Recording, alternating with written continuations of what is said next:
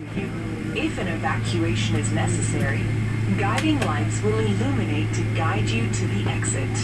Craft, remove your shoes, leave everything behind, reach your nearest exit, and slide down. Your life vest is located under. The text you are about to hear is a supplication which Prophet Muhammad, peace be upon him, used to on travel.